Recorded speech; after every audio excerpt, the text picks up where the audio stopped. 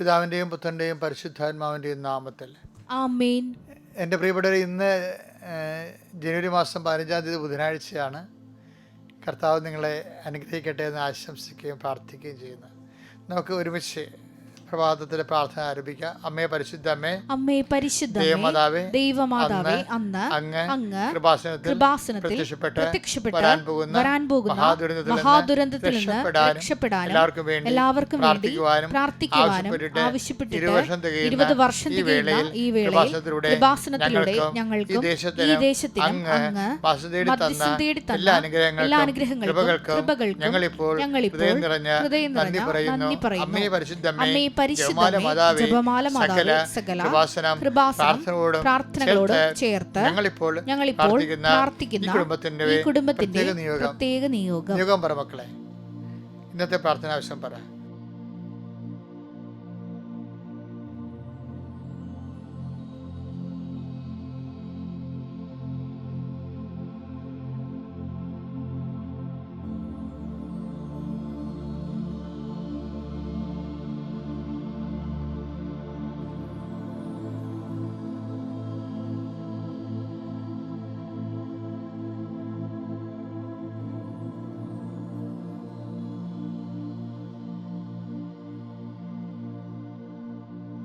അമ്മയുടെ പ്രത്യക്ഷീകരണത്തിന്റെ ഈ ദ്വാദശക വേളയിൽ ഞങ്ങൾക്ക് സാധിച്ചു തരുവാൻ കനിയേണമേ.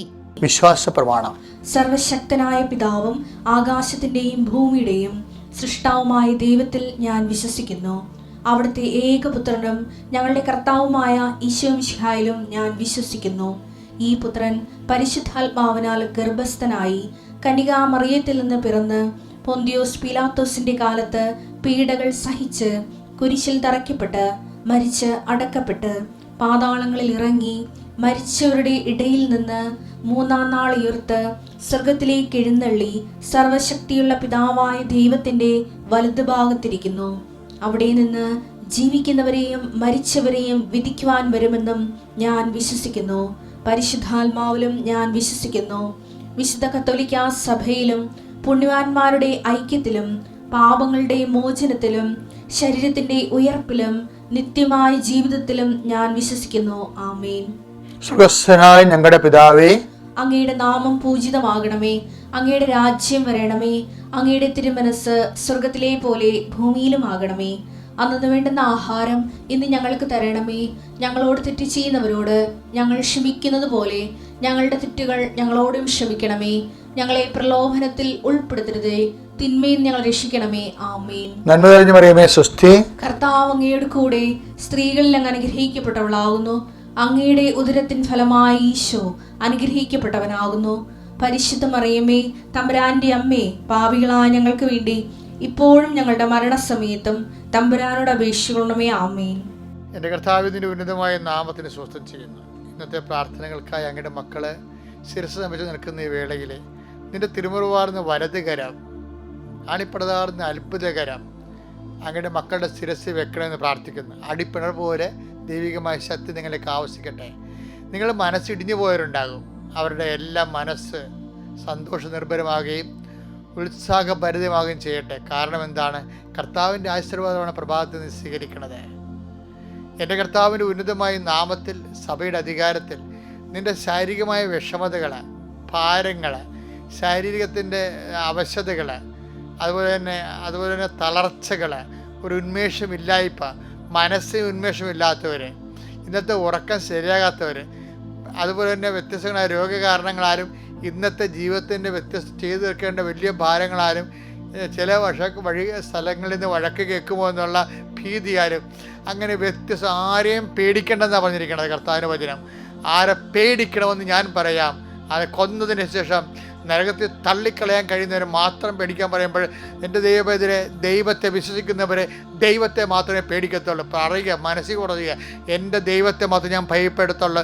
ഞാൻ കാലത്തെയോ കാലം വരെ മനുഷ്യരെയോ ഒന്നും ഭയപ്പെടുത്തില്ല.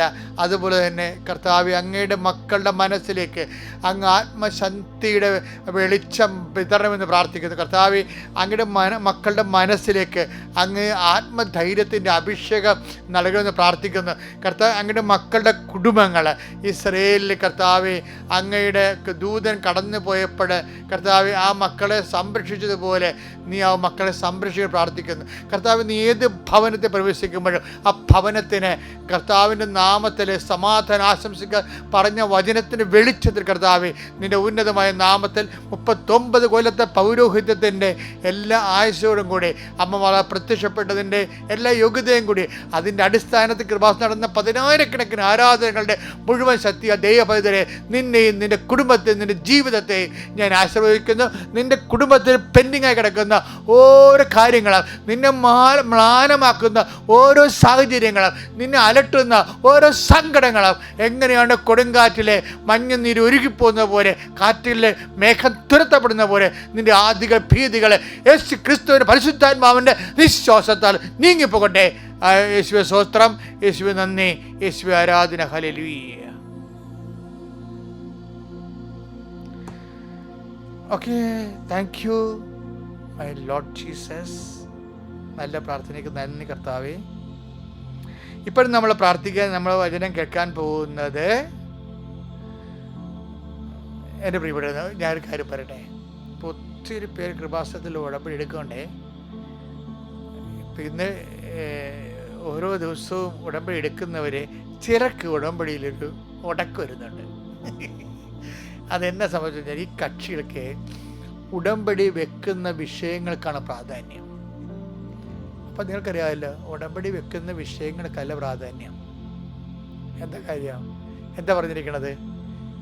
നിങ്ങളെ ഇപ്പം തന്നെ മത്തായിയുടെ സുവിശേഷം 6:8 വായിച്ചേ. നിങ്ങൾ ചോദിക്കുന്നതിന് മുമ്പ് വിഷയത്തിന്റെ കാര്യം കേട്ടില്ലേ? എന്താണ് നിങ്ങൾ ചോദിക്കുന്ന? ഒന്ന് പറഞ്ഞ, നിങ്ങൾ ചോദിക്കുന്നതിന് മുമ്പ് തന്നെ നിങ്ങളുടെ ആവശ്യം നിങ്ങളുടെ പിതാവ് അറിയുന്നു. അടാ, അപ്പൊ നമ്മള് അവിടെ കർത്താവിന്റെ ഗേറ്റിಗೆ ചെല്ലുമ്പോൾ തന്നെ നമ്മുടെ ആവശ്യം അറിഞ്ഞു, അത് ചെയ്തു തരാൻ കർത്താവ് തയ്യാറാണ്. പക്ഷെ ദൈവം നമ്മളോട് പറയുന്നൊരു കാര്യമുണ്ട്. അതെന്താണ്? 6:33 വായിച്ചേ. മത്തായി 6:33. ദൈവം നമ്മളോട് പറയുന്ന കാര്യം വായിച്ചേ. നിങ്ങൾ ആദ്യം, അതാ സംഭവം. ഒന്ന് പറഞ്ഞേ, നിങ്ങൾ ആദ്യം അവിടുത്തെ രാജ്യവും അവിടുത്തെ നീതിയും അന്വേഷിക്കുക. അതോടൊപ്പം മറ്റുള്ളവയെല്ലാം, ബാക്കിയുള്ളതെല്ലാം നിങ്ങൾക്ക് ലഭിക്കും. അപ്പോഴെന്താണ്? ദൈവം നമ്മൾ ചോദിക്കും മുമ്പ് തന്നെ തരാൻ തീരുമാനിച്ചു. പക്ഷെ എന്താണ് നമ്മൾ ചെയ്യേണ്ടത്? എന്താണ് ആദ്യം നമ്മൾ ചെയ്യേണ്ടത്? എന്താണ്? അവിടുത്തെ രാജ്യവും അവിടുത്തെ നീതി അന്വേഷിക്കുക. ഉടമ്പടി അതാണ് ചെയ്യണത്. ദൈവത്തിൻ്റെ രാജ്യം, ദൈവം അവൻ പറയണ പോലെ ചെയ്തുകൊണ്ട് അത് ജീവിതം നിറവേറ്റി സുവിശേഷം സാക്ഷ്യം വഹിക്കുമ്പോൾ നമ്മൾ എന്താണ്? ദൈവരാജ്യം നമ്മൾ വന്നു കഴിഞ്ഞു എന്നാണ്. ലൂക്ക 17:21 വായിക്കാം. ഇതാ ഇവിടെ അതാ അവിടെ എന്ന് ആരും പറയുകയില്ല. എന്തെന്നാൽ ദൈവരാജ്യം നിങ്ങളുടെ ഇടയിൽ തന്നെയുണ്ട്. എന്ത് സംഭവം എന്നറിയാവോ? അതായത് നമ്മൾ ആദ്യം ദൈവരാജ്യം, ദൈവത്തിന്റെ വചനങ്ങൾ പാലിച്ചു കഴിഞ്ഞാൽ, ഇപ്പൊ ചിലർ പറയും കർത്താവ് ഒരു അടയാളം കാണിക്കട്ടെ, എന്നിട്ട് ഞാൻ ബാക്കിയുള്ള ഉടമ്പടിയുടെ മറ്റു കാര്യങ്ങൾ ചെയ്യാം. അപ്പം ദൈവം ഒരു അടയാളം കാണിച്ചിട്ട് പ്രാർത്ഥന കേട്ടിട്ട് ബാക്കിയുള്ള കാര്യങ്ങൾ നമ്മൾ ദൈവത്തിന് വേണ്ടി ജീവിക്കാമെന്നൊക്കെയാണ് പറഞ്ഞു. എന്ത് തോന്നിയവാസമാണ് അത്! ശരിക്കും പറഞ്ഞാൽ പച്ച മലയാളത്തിൽ പറഞ്ഞാൽ തല്ലുള്ളി തരാമെന്ന് പറയും. അങ്ങനെയല്ല. കർത്താവ് എന്താ പറഞ്ഞാൽ, ആദ്യം ദൈവം അടയാളം കാണിക്കുകയല്ല, ആദ്യം നിങ്ങൾ ദൈവരാജ്യത്തെയും അതിൻ്റെ നീതിയെയും കുറിച്ച് അന്വേഷിക്കണം. ആദ്യം ഉടമ്പടി പാലിക്കണം. അപ്പോഴാണ് ബാക്കിയുള്ളത് ഇൻറ്റൻഷൻസ്, നമ്മുടെ നിയോഗങ്ങൾ ചേർത്ത് നൽകണം. അപ്പോൾ നിങ്ങൾ ഇന്നൊരു തീരുമാനം എടുക്കുക. എന്താണ്? ഞാൻ ആദ്യം ദൈവത്തിൻ്റെ വചനമനുസരിച്ച് ജീവിക്കും എന്ന തീരുമാനം എടുത്താൽ ബാക്കിയുള്ളത് എന്തുമാത്രമാണെന്ന് ഒരു പിടിയില്ല. 6:36 വർക്കൗട്ട് ചെയ്യും. എന്താണ്? ലുക്ക അമർത്തി കുരുക്കി നിറച്ചാൾ അന്ന് അവൻ നിൻ്റെ മടിയിലോട്ട് ചുരിയും.